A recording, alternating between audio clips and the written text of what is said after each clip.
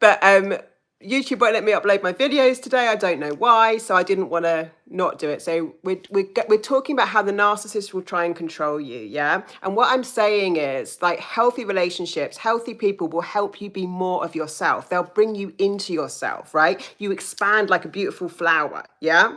That you actually get to be more of you, live more of your authentic truth, live more of your values, yeah?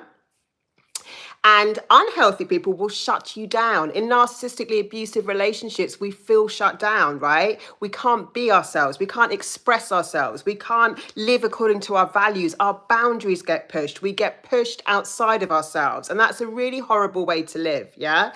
It's not being true to ourselves, not being true to what we want and need, right? And not being able to come into our fullest expression. As I say, like, if you get with the right coach, the right mentor, the right friends, the right lover, yeah, the right partner, they're gonna like help you be more fulfilled. Hello, say hi if you're on. I'm loving the live video, even though we've had technical glitches and it's been a bit of a shit show. Yeah.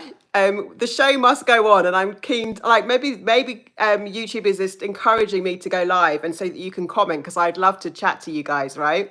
But I'm talking about coming into ourselves, being more of ourselves, being around people who help us be more of ourselves, share more of our hearts, be more expressive, right? The narcissist shuts us down, and actually I feel they shut down the best parts of ourselves. I remember saying to my ex-partner, who was a narcissist, you know, the things that make me, the best things about me, I don't think you even like. And that was really sad for me, because it was like the things that were in my heart, my passion for my work, like, you know, certain things that made me so me were the things that I think irritated him, right? He was a narcissist. Like, why? Because you have to become what the narcissist needs you to be in this cycle. You're being molded, you're being shaped, you're being coerced into what the narcissist needs you to be. Right? So a great test is, am I being more of myself in this relationship? Can I share more of my heart? Am I more confident in who I am? Am I living by my values, right? Am I able to communicate and uphold my boundaries? Am I being treated with respect?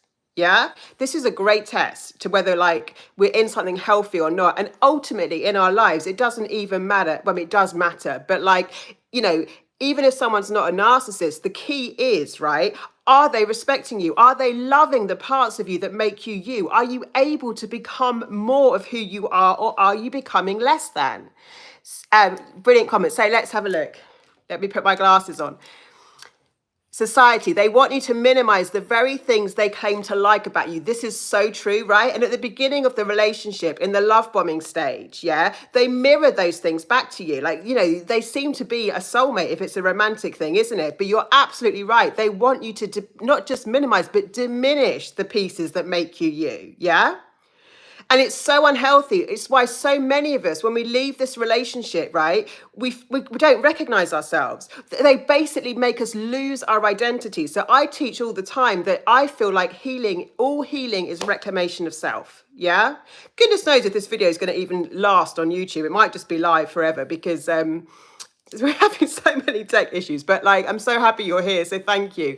But yeah, they totally diminish the things that make us us. So after this cycle, what we tend to do, and during it, is lose ourselves. We don't know who we are anymore, right? And we've abandoned and betrayed ourselves, right? Because, like, we're not living according to our values. Our boundaries are being crossed. We're not living in that essence, that thing that makes us us. We lose our confidence in being ourselves, because slowly over time, the narcissist is eroding your sense of self. It's like a frog, right, that is in boiling water. So if you tried to put a frog in boiling water, it would jump out.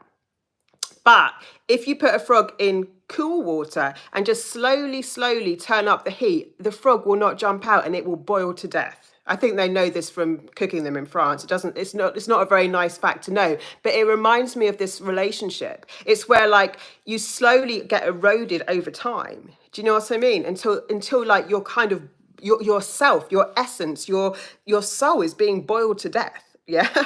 And then there's nothing left of you, or you don't think there is. Why? Because you've disconnected from yourself. So the narcissist is detached at a soul level, and they disconnect you from yourself, your soul, your essence. And they do not, you know, apart from the love bombing stage, they do not nurture and, like, you know, support those pieces of you. I grew up with narcissistic parents, right? So my authentic self was shut down the whole time. I thought it was wrong, like, to be me. So, you know, urging you just to think about, like, in relationships, are you living your values? Do your boundaries get crossed? Are you doing things that are against you? I remember I had some friends, you know, they weren't narcissists, but they'd always gossip about other people, and I felt so uncomfortable, and they'd want to, like, you know, I don't like those conversations. I've made a PDF about communication tools where you can shut that kind of stuff down, because it's not like me to do that. I don't want to be involved in that. You know, there are certain times where we just need to communicate powerfully, like our values. My value is not to sit there and talk about other people in negative ways, right? I don't enjoy that. That's not fun to me. I love talking about our dreams. I love talking about what we love to do.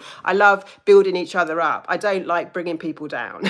You know, that's not my value. So I had to look at my friendships and actually communicate. Like, it makes me feel very uncomfortable when you talk about other people like that. Of course, if you've got something that you need to share because you're struggling with it, I'll be a friend and I'll help you work through that. But I don't want to talk about people in negative ways. You know, there's beautiful ways we can communicate.